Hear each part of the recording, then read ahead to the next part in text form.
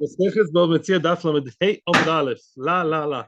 Lamedhei Amud Aleph. We are in the last narrow line. So easy to locate, and yeah, we are now in the story. Story time. Oh Gavra. There was once a man. Story time. Yes, he was a man. Oh Gavra Dafkid Kepe Gabi Chavre. There was a man that deposited some jewelry. Must be very expensive jewelry, as we're going to see later. And he basically deposited them by the in his friend's house.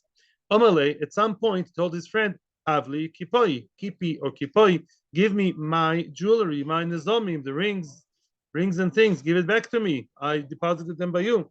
Omale, he told him, the shomer told the owner, Lo yadan echot vinu. I have no idea where I where I originally placed them. In other words, I don't even know where I put them to begin with. That's the chiddush over here. I didn't stress it on my chest today.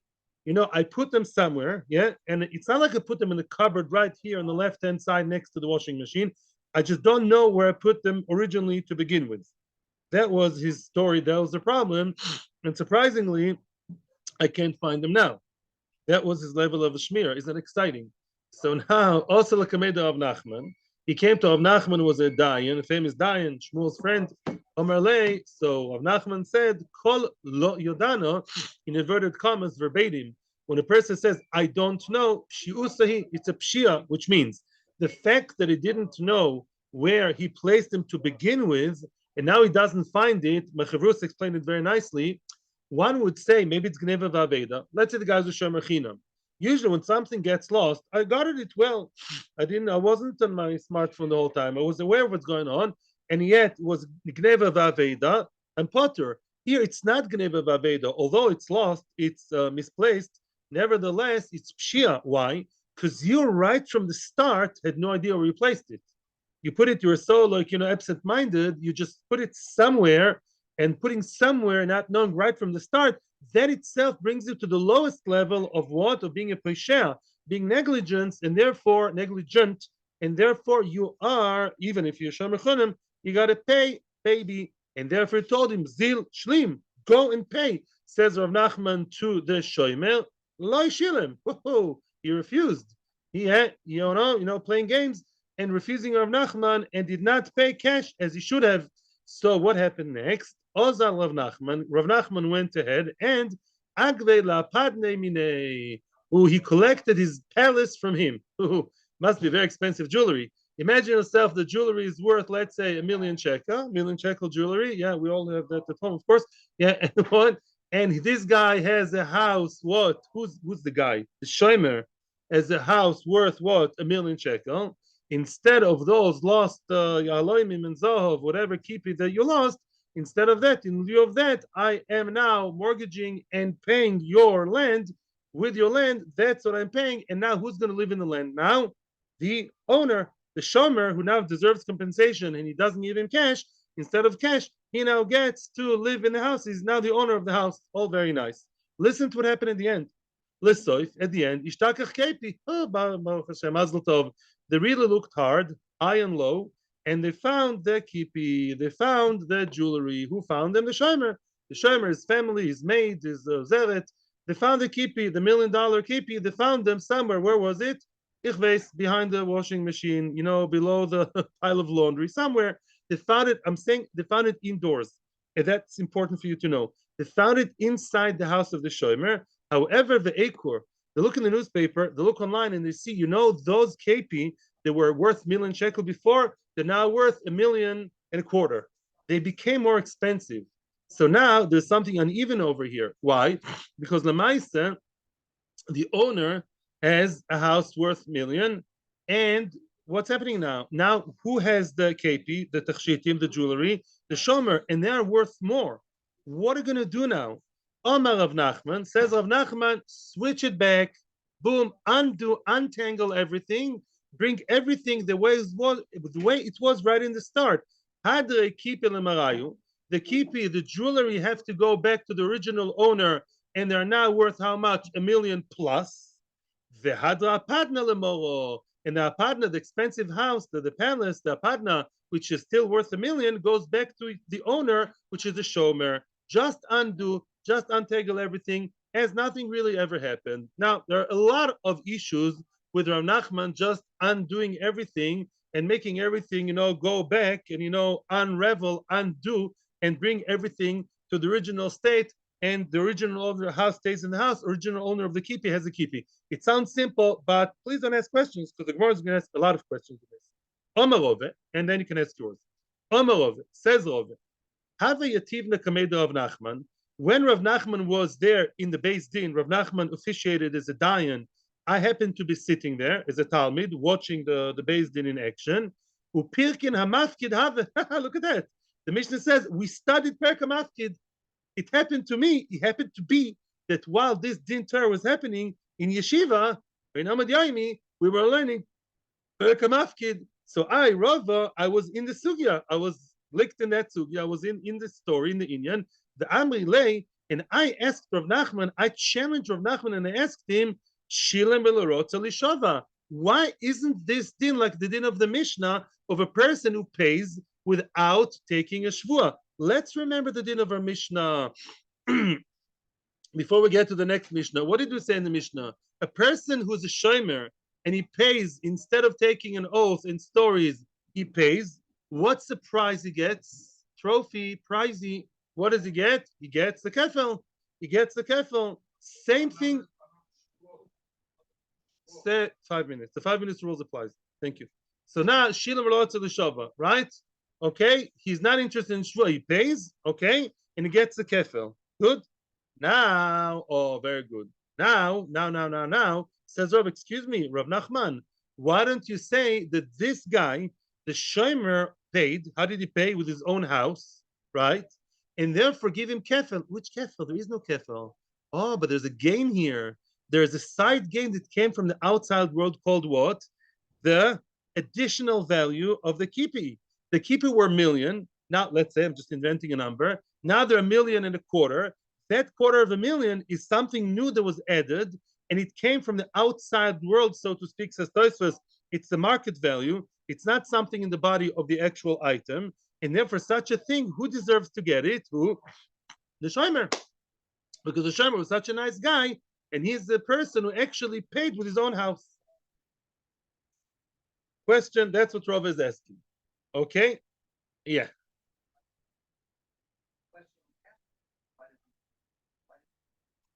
No.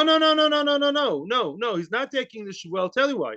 This guy, although he's a bad guy, because really refused to pay, but said the guy came up front and had made no shvua. He said it was my fault. He admitted he didn't know. The one saving grace for the man is, and that's Rava's Havamina, you got me there. Rava says, listen, at the end of the day, this guy was a big refusnik. But Lamaisa, at the beginning of the story, he came up front, he came clean, and he said it was my fault. I didn't know where I placed it. He could have lied, and he could have said that Santa came through the chimney and stole it. Maybe by Jews it works the other way around. Yeah. In other words, maybe he took the kippy, or maybe a more believable story, right? In other words, he didn't say stories. It's a migu. And really, he came up front clean without shvua. So maybe Enochinami give him the kippy and the kefel. Not the kefel, excuse me. Here it's not kefel. Here it's another kind of gain called the higher price because of the market value, the change that now became higher. Yes. That's Robert's question. Yes. Commercial time. Okay. Weiter. Let's continue. Now, okay, and that was Robert's question. Zog the Gemara, veloy ahadarli. Rava keeps telling the story and says, ask the question to Rav Nachman. Rav Nachman did not reply. Ooh, Rav Nachman ignored me. Because, the big Rosh Yeshivas, when there's really, really bad question, they ignore it. It's so bad, it doesn't even worth an answer. The Shapir Ova Deloy Adoli says, Rava, it's good, it's nice that Rav Nachman did not reply to my question because my question was wrong. My time. Why is Rava's question absolutely wrong? Says Rava, not me. Also, over there in the Mishnah, remember the name of the game. Over there in the Mishnah, the shomer quickly paid before what? Going to Beis Din. It was not matriach, did not drag me to court and not through the courts. Mashenkin over here, he made me go to court, and that's all that matters. We only look at one person here in the story, that person is the owner. Why would the owner be would be encouraged to give kefil? Why does he give kefil? I'll tell you why. Although the guy in the story of Rav Nachman is honest and he came clean and he said, it was my pshia, I'm a bad boy, and I never knew Bichlal where I put the kepi. That's all very nice. You're an honest guy. Maybe you would be a shidduch for my daughter. But Lemaise, you took me to court. Not only took me to court, says Tosfos, you refused to pay. Ooh, you refused me in court. Rav Nachman had to force the land out of your hands. You're not exactly Mr. Cooperative. I'm sorry. No, you're not. And therefore, mitzad the bailim, and that is the only person we care about over here. I just want to stress that again. Mitzad the bailim are not exactly attractive to give you the kefir. Very good. Get that. That's why Rav Nachman didn't even answer the story. We thought in the Havamin Lakrova, the idea is the guy honest? He could have lied. He's honest, but that's not what matters. We're not giving prizes here for people who are honest or take shvua or don't take shvua or are I don't know polygraph. That's not the issue here. The issue here: did he drag me to Beis Din? Didn't he drag me to Beis Din? This guy, Rav Nachman's case, dragged me to Beis Din big time, and there was a whole story. It takes 90 days, and a whole ma'aseh that he has to what until I get his house. That was a whole drag. I'm not giving kefil for that. So, over here, Enochinami, the one who's going to get the extra money, not kefil, but the higher price of the kefi, is who? Is the original owner, who is the owner of the kefi, and everything gets swapped back. Owner of jewelry gets a jewelry with a higher price. Owner of the house, which is the shomer, gets back his house. However, that's the first point which was a problem with Rav Nachman. Comes another issue with Rav Nachman, and now we're going to talk about a point which we spoke about in Daftes Bava Tezayin Amud Beis. Before we continue, the line starts with Atriche, middle of the wide lines, and let's now go to the topic of Shuma Hodar. What's Shuma Hodar? Who is Shuma Hodar? Who is she? Shuma Hodar means as follows. Lashum means what? Very good. Beautiful. Estimate. To estimate. When do people estimate, unfortunately, people's houses, and it's not for good reason? When the person owes money, and the house is now meshubed to who? To the malve, to the balchoiv, to the lender. Okay. Eventually, if you don't come up with CASH, or maybe money, or gelt, or kesef, then any of those, or maybe other metaltalim, they take the land. Now the land came to the house, not to the house, came to the hands of the malve. That's what normally happens. Now, what happens, and this is going to be the main sugya, I think one of the main places in Shas that we're going to delve into this more in depth is here. What happens if, let's say, in Tafshin Pei, 4 or 3 and something years ago, there was a sad story, somebody borrowed money, he had no cash, his house was taken away from him, and who lives in the house now? Malve, Mr. Malve, he actually moved in. And you know what? Mr. Malve likes the new house. I lent money, really originally, and this is important for you guys to know. Originally, when I lend money, I want to get money back, not the house. This is important. Now that I got the house, because they miscanned no money, I kind of like the house. Nice park. There's even an Orthodox synagogue you don't have to drive to on Saturday morning. What a deal. Beautiful. Very nice. Like the place. One sunny day, 2.5 years later, comes Mr. Loive with a big, envelope with cash, millions of cash in the envelope, illegal. And what? And he says, listen, I want to now pay you the cash. Please get out of my house because now I want to reverse and revoke everything. The only reason you came to my house is because no cash. Now I have cash. Please get out of here because now I do have cash. So get the cash. And I don't want you to be here anymore.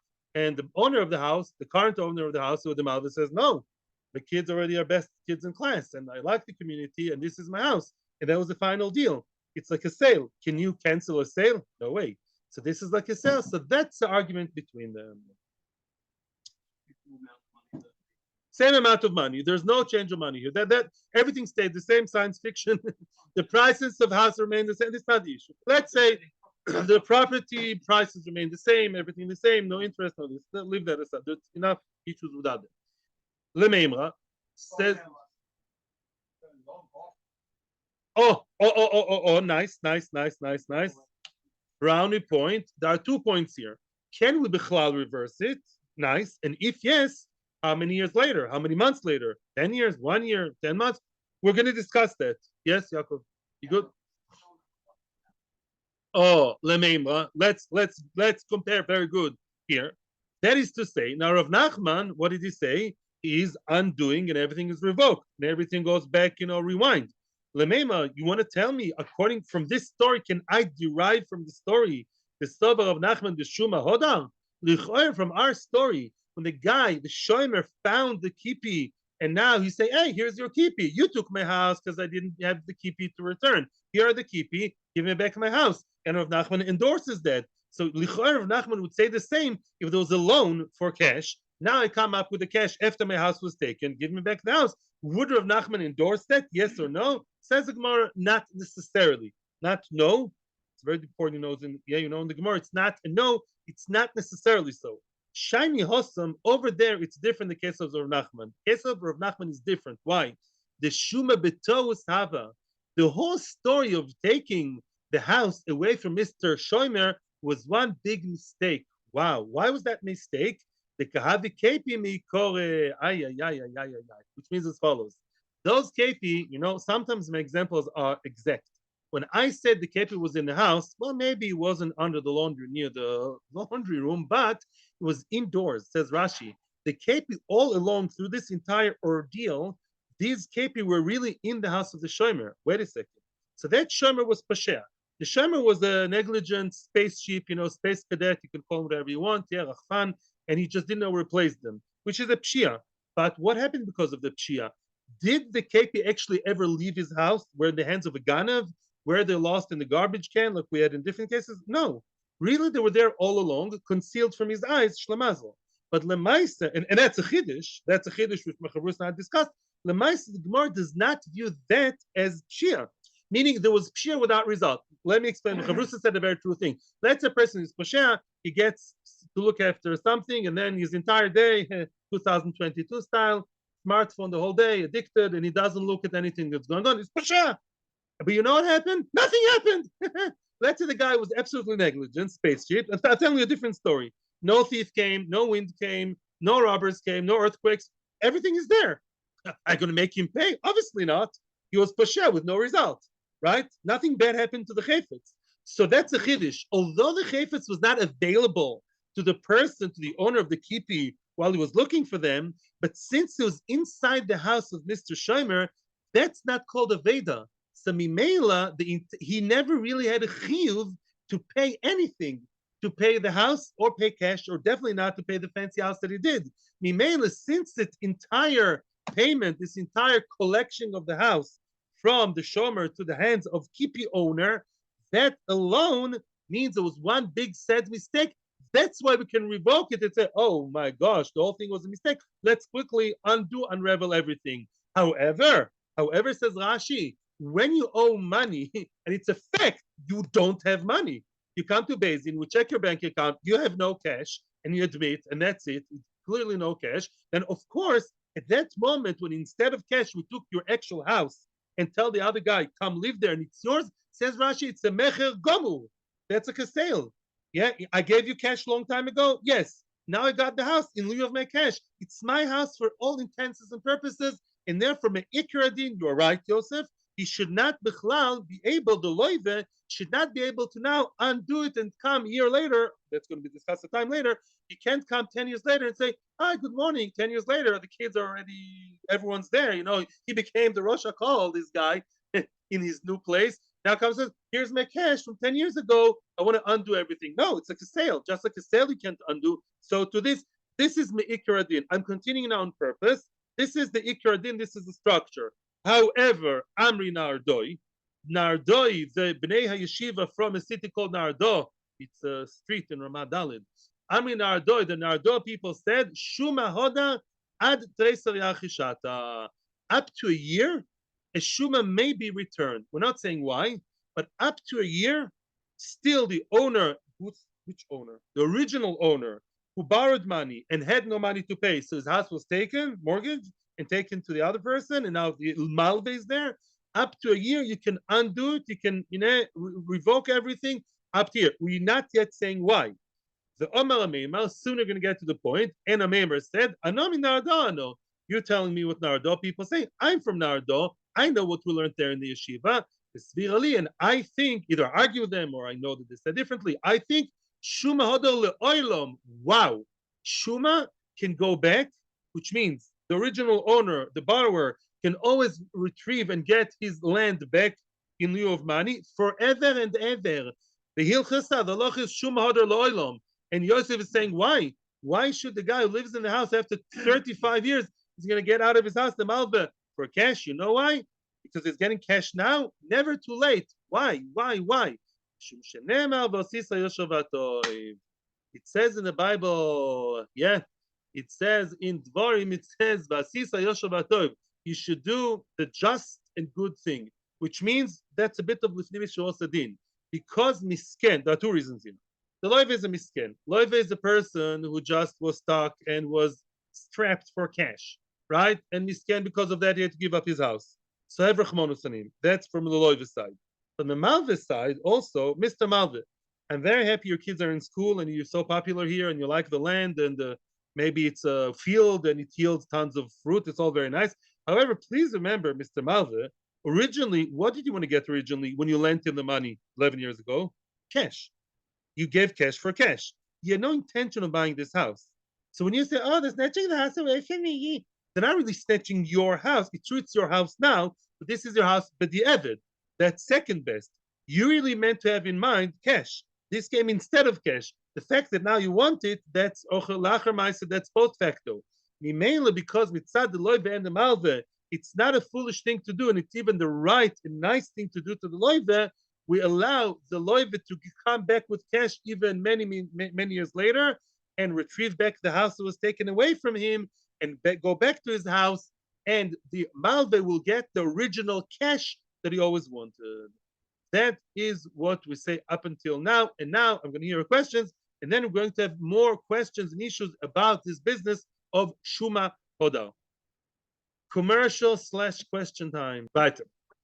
Now, more on Shuma Hodar. Let's continue Shuma Hodar. Now, Pshita. One case we know for sure.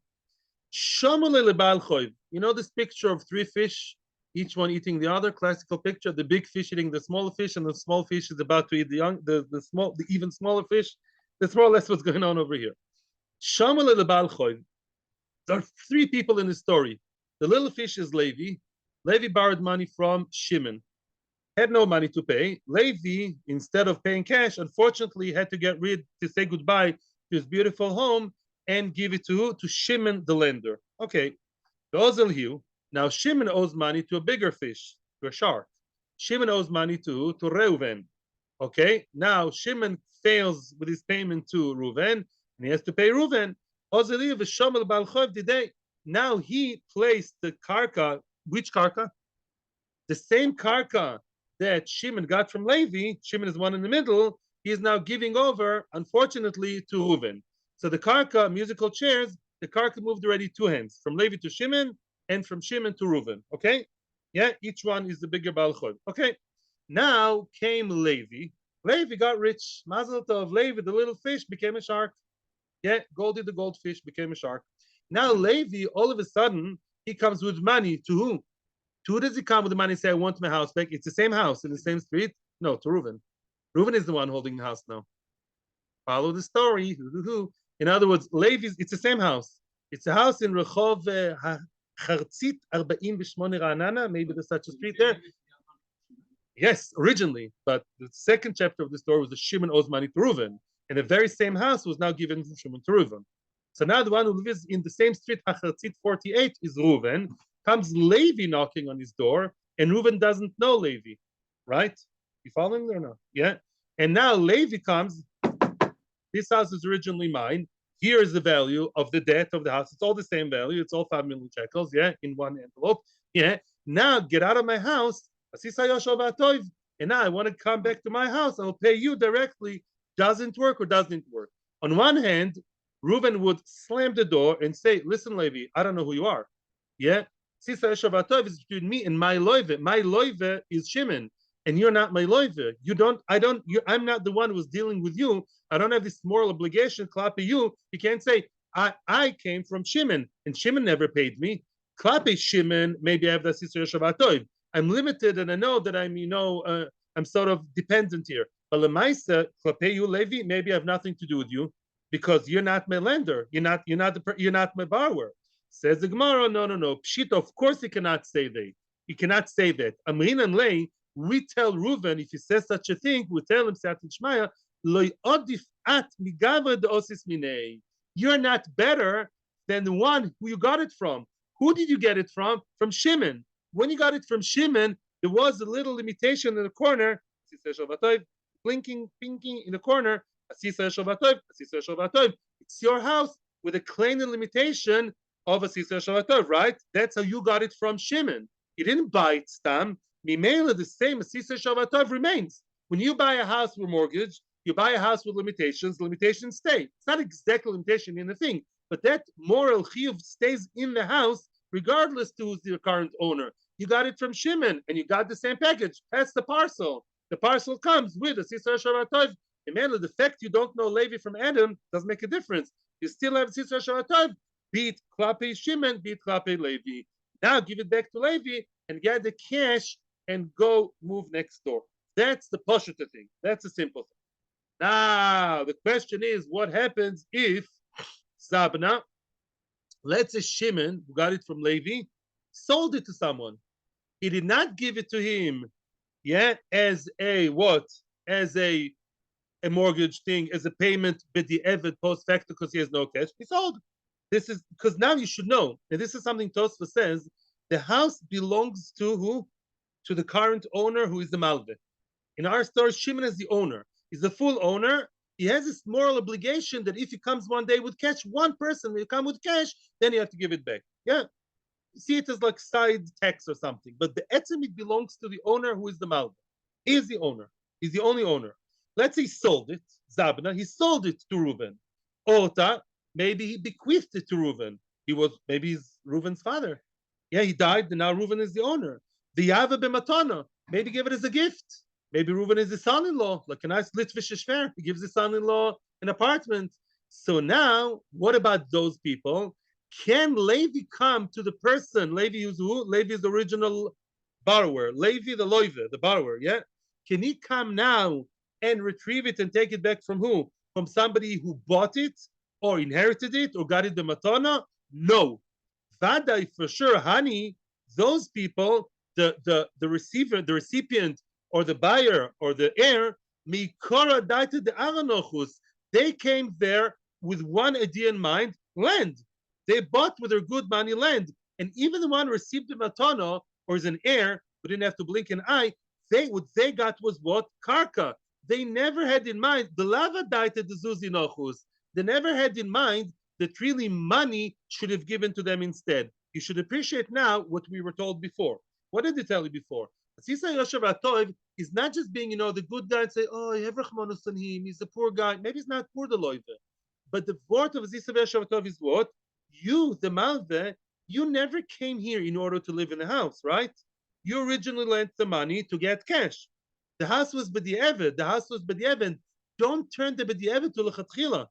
It was second best. It was plan B, as Americans say, right? So plan A was cash. Well, now plan A is happening. So be quiet and give him back the house. But a guy who bought the house from who? From Shimon. No, I'm buying a house. I searched the entire country. We only moved here from Wachita Chita, only here to Rehov Lachish 25. Because why? I want this apartment. I only came here to live in an apartment. No other idea. No, I didn't lend cash and really wanted cash to yacht. I only wanted apartments, house, flat. That's what I came here for. Mimeli, you can't tell me, be nice and give that to somebody who, A, I don't know, and B, I came here in order to only have a house, never in order to get money. That person, you can't kick him out ever, even if Levi will cry all the tears in the world. That kind of Reuven who got it almanas to live in a house and have a house. Now, I keep saying live in a house, by the way. Of course, it can be a field, it can be a factory, it can be a train station, whatever, if it's private. I'm saying, obviously, I meant to say he's here to have a property, not to get cash. Emmanuel, you can't give me cash. I came here to have property. I paid money to live in a property, and here I'll stay for the rest of my life. That's for sure. These two cases, by the way, are simple. Yeah. So again, if the person was himself a lender, we tell him, listen, you're all lenders. It's all the same fish eating each other. You want cash instead of the guy, you get a house. You don't Levi? So what? Give Levi the apartment and get the cash you always wanted. But if the person came here in order to have property, because he bought it with money from Mr. Shimon, the fact Shimon has moral obligation, Klapi Levi, does not oblige me at all, does not obligate me at all, and I will stay here for good. And that's the alohe. Now the question is, what about a husband and a wife? Yeah, quickies, a few quickies, and then we talk about marriage. Yeah. Now, okay. Now the question is husband and wife. Ay, ay, ay, ay, ay, ay. Shamula le isha. Let's say now a woman, we're going to have two cases here. It's tiny bit more complicated, but not very much complicated. You know, marriage is not complicated, it's simple. Shamula le, don't laugh. Shamula le isha. A woman was the lender, and she was a single girl, and she was, a business mogul, and what? And she lent money, and people failed to pay her the cash. Yeah, Rochel lent Levi. Rochel, she lent Levi, and Levi failed to pay. So now Rochel gets the land. And you know what happened next? She was so happy she got a new house. What do you do when you get a new house? In Siva, she married, she married Chamyanko. In Siva, very nice. That's not now after her marriage. Who's knocking on the door? Levi. Levi comes to Rochel's house. Oh, there's a new family name on the door. Oh, I didn't know he got married. No, Mazel Tov. And now it's Rochel and Chamyanko. And what? What does he tell her? Give me back what? Give me back the house, and I'm giving you cash. Or we're going to have it, according to Rashi, very, very sadly, don't cry, please. Rachel died. And Chaim Yankel now inherited her husband. Okay? Now it's Levi the borrower who borrowed from the dead woman when she was alive. And now he wants to get it back from who? From the husband who inherited her. That's case number one. Wait. Oh, the other way. Shamu Mino the Isha. Shoma Mino de Isha, somebody borrowed Shoma Mino de Isha. She was the miskena when she was not yet married. She borrowed money, and she had to give her house before her marriage. She had to give her house to who? To someone, to Shimon the Malve. Okay, and now what happened? The Inseva, she got married. Umesa, she died. Marriage was so good for her, she died. Now what? Now what happens then? Oh, wait a second. Let's analyze both cases. What would we say here? In the first case, the woman was the lender, right? And we say, you lady, you have the moral obligation to, when Levi comes to you, knock on the door, say, please give me my house back. Here's the cash with the envelope with the cash. She's supposed to give him the house back. If she's not in the picture because now her husband, now what kind of agreement does she have with her husband? If it's completely the husband's, like Nichsetzon Barzel, then of course the husband says, slam the door. I don't know who you are. I don't know you. I don't know if I'm Adam. Why? I'm a new guy. What did we say before? If a person who actually received it or inherited or bought it from who? From Shimon, he has no obligation towards Levi. Shimon is instead of Rochel here. Rochel is instead of Shimon. Her husband is like the Reuven in the story, right? The husband can tell Levi, it's completely mine. Get out of here. I've not, even if she's still alive. But that's super simple. The Gemara doesn't talk about it. The Gemara talks about nichse milug. Tell me, please, what is nichse milug? We never heard this term. Who owns what in nichse milug? What? She owns it. Only she, really? Yeah. She is the owner of the goof, and he is the owner of the peros. She owns the body of the apartment, of the land, of the whatever, but the husband gets to use the peros. That's tricky. Now what happens? Let's say Levi knocks on the door and says, I want my house back. I want my house back because here's the cash. And says the husband, listen, let's say now she's not the owner anymore for the sad reason that she died already. Now the question is, how do we look at that? So now, Lemais, in this case, the husband is what? Either inherited from her, we're going to see two ways, or it's Kili bought it from her. But in both cases, says Tosfos, doesn't make a difference. The husband will slam the door, or maybe he'll offer him a cup of tea. But Lemaisa, the husband, has no obligation. The husband is a new person. She died. Of course, the husband is a new person. He either bought it from her or inherited from her. We're going to see later there are two ways to look at it. Get out of here. So that's not a chiddush. But the second case is, I'm not reading inside the Gemara. What happens if now she's the one, miskena, she had to borrow money, and she gave her house, yeah, she died, the husband inherited her, Now the husband is considered maybe like your yoirish. The husband can say, listen, I'm her heir, and therefore now I want to get the apartment back from you. Because Yorshim, the children of Levi, by the way, if Levi had children, then those children could go to Shimon and say, we want our father's land back. Like you guys like to compare it to the Torah cases, children of a parent, of course, have the right and obligation, maybe, how do you say, lifdois, to redeem back the land from the one who mortgaged it or took it. Oh, so if from her, yes, true, but also, but everything else, nachon.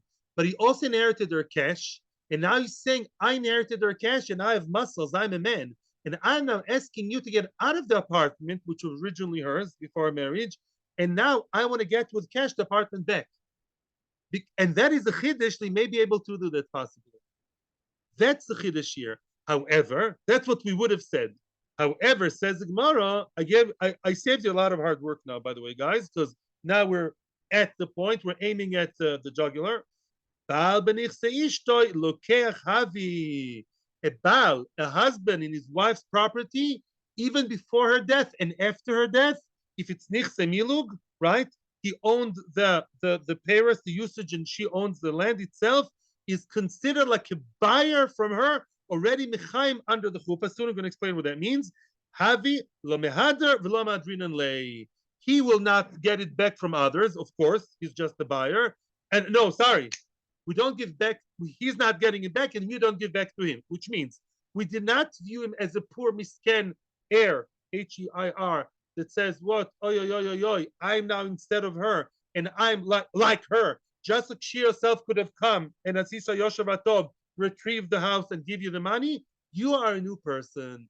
If this was Nichse Milug, you are a totally new guy. You're not connected to her because it's Kilu, she sold you the land. One person who sells the other, Mapitom. If I sold you my house, I sold you what was sold here? As you said very correctly, the debt, the cash, nothing was sold, right? Yeah, it's not considered. If you start a buyer over the land, you have no right to now go and get it back from the other person. You're a buyer, you're not an heir, so you cannot retrieve it back from the person who now owns it. That's what we say. Because let me explain to you now. Now let me explain better, and we're going to see it in the next line. When a husband and wife have this, very tangled agreement of she owns the body and he owns the payros, the fruit, as you said nicely, the usage, the practice part, then the question is as follows. Can a woman actually sell the land to another person? Yes or no? What? So that's not so simple. You're right, but let's see. Let's see no, wait a minute. Let me first explain. There are two ways already at the time of the huppah, when everything was nice, she didn't want to sell anything, and everything was nice, and the birds were chirping, and the sun was, this, and they were under the chuppah, and she gave him lovingly the nichse milug. Already at that point, there are two ways to look at his ownership. He's either like a buyer who bought from her the peros, right?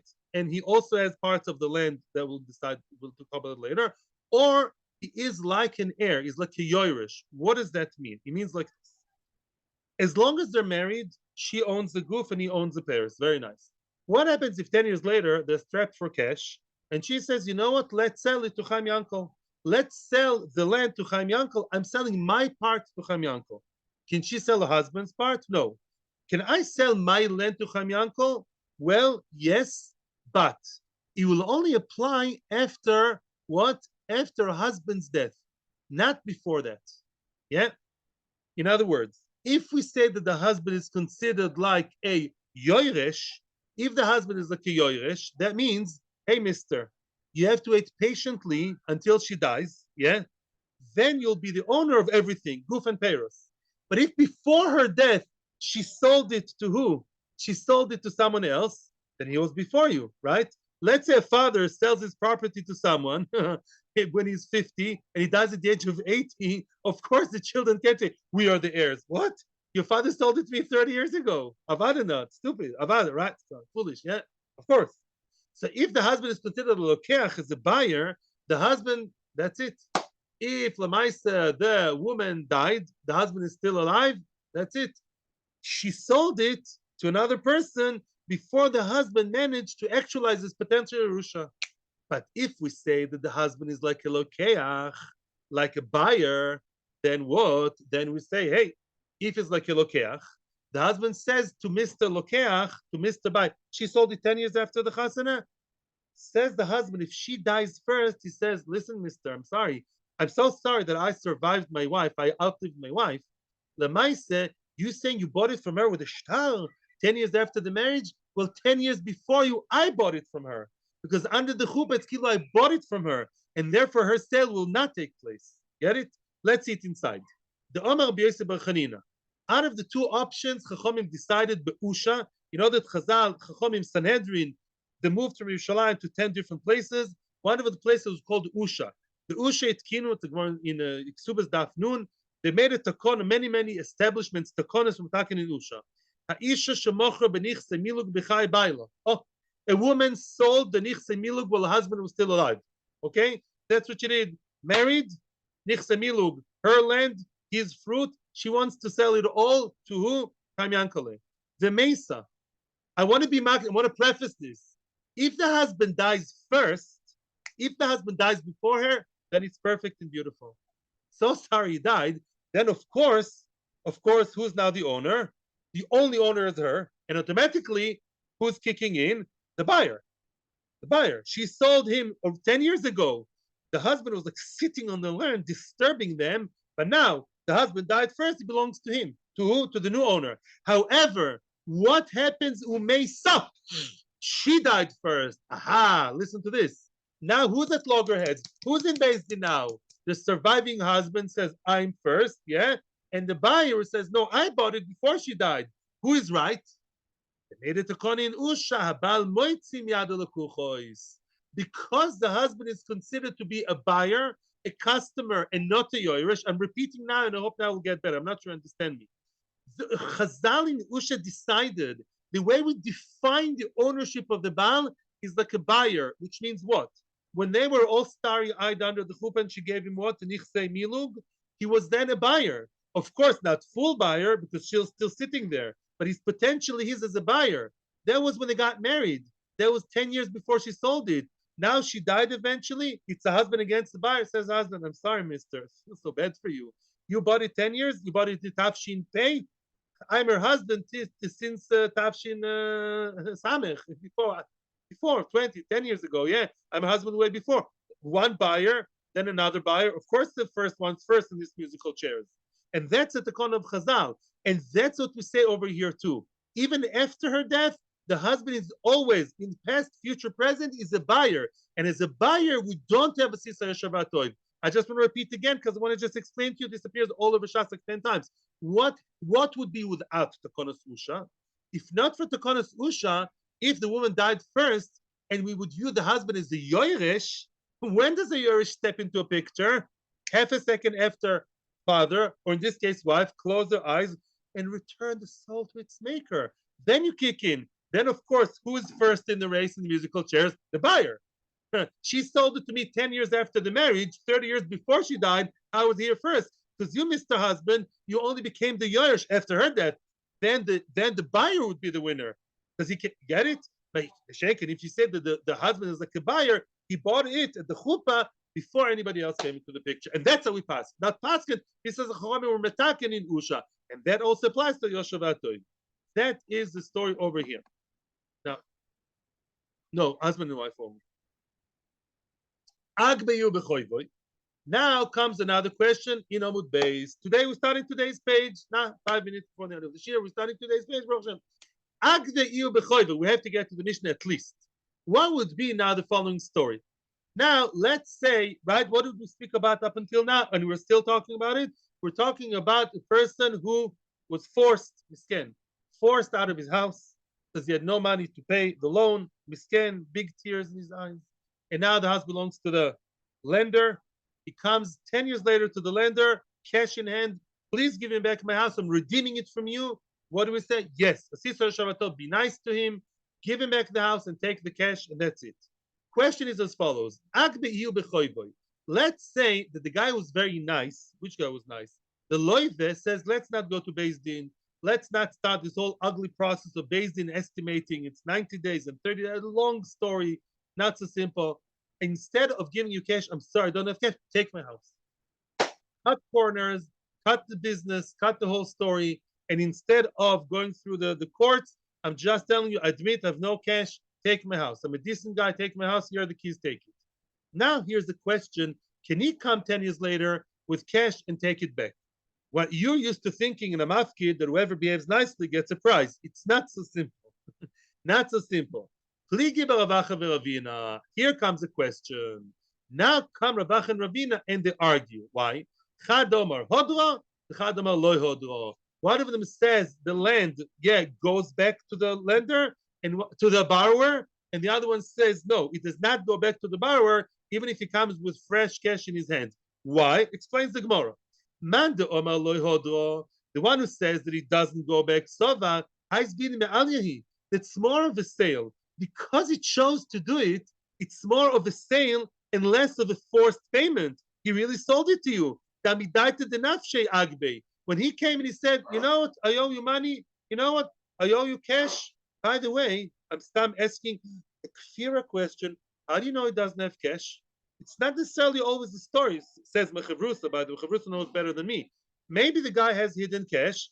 He offered as a payment for his loan that he failed to pay a house. So maybe it's more like a sale. Because he came from his own initiative, and offered the house, it's more like a sale. A sale doesn't go back, right? That's for sure. About if I sell you something, complete sale, that's all worth of kinyan. I can't retract, I can't revoke, I can't change. So that's like a proper sale because he chose to do it. Uman de Omar Hodro, the one who says, yes, it does go back, and we do view it as a forced payment unwillingly.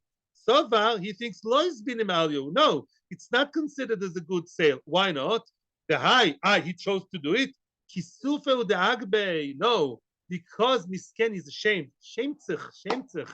Misken, the guy, is ashamed to go through courts. Really, he didn't really want to give you the land.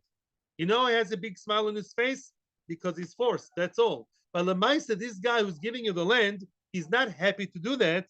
He has no choice. He's ashamed to go to court. And all the newspapers talk about him and all the Jewish websites. He says, let's just close it between us. But it doesn't mean he's happy. Bahoraya, he borrowed money. What does it say in the star? In order to get back money, to give back money. Of course, it's still considered as forced. And therefore, in this case, you should give it back to him.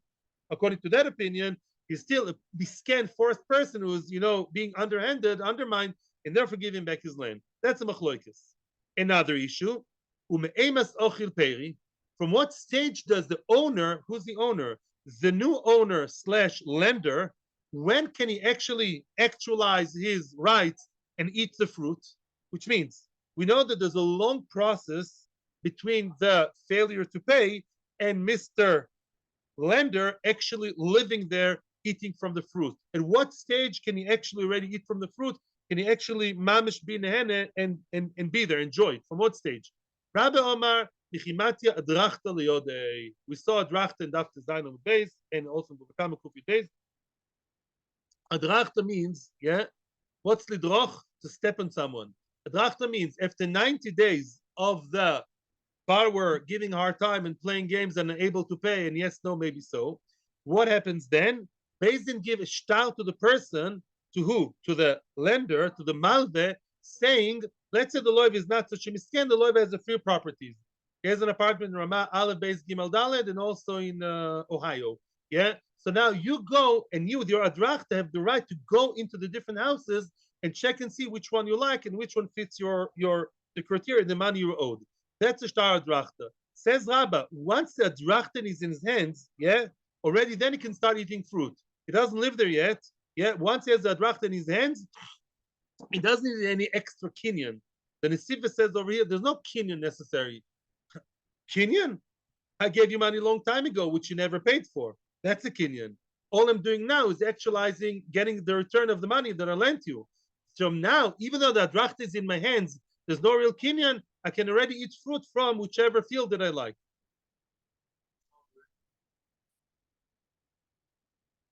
There's a little bit. Yeah, nice. It's a way to define it. Yeah, shtar afsar de'ara, right. Abai Omar, Abai says, Edu b'chasum of zochin loy. Abai even more extreme. Abai is similar to what he said in the first parak, says, once that drachta was written, wow, not even reach the hands of the Malvi, can already eat the fruit from the land. Wow. Rove Amar Michishlime Me'achrazta. Rove takes it to the very, very, very far end. He says no. Rove says the other way around. He says no. Only once the achrazta is over. Don't get confused. Adrachta and achrazta. Adrachta is I have enough time to check and see which land do I like. Oh, then I find my beloved. I find the zivug. I like the land that he owns in Beersheva, Rova Avav, somewhere. Yeah, that apartment in Beersheva. Now there's a bid. There is basically a achrazta. Achrazta is like an auction. Different people in Beersheva bid for the prices of the apartment. And then if the debt is, let's say, million, right? And everybody else in town are offering a bit less than million, and then then the lender says, I'm okay with million, that's fine. If other people offer more than million, then it says, no, I'm not willing. I'm owed, I'm owed million, right? The nechitesi, I should give you million and something. It's not fair for the loiver. So Mimele, only after the achrasta is over, so we know very clearly which is the apartment, which is the land is going to be in, because it's already been decided. Then at that point, you can eat fruit from that land. Oh, mazel tov. Okay, didn't go very far today, but it was more quality than quantity. What's tomorrow? Mishnah till the end of the page. Yes, sir. Yes, sir. Question time.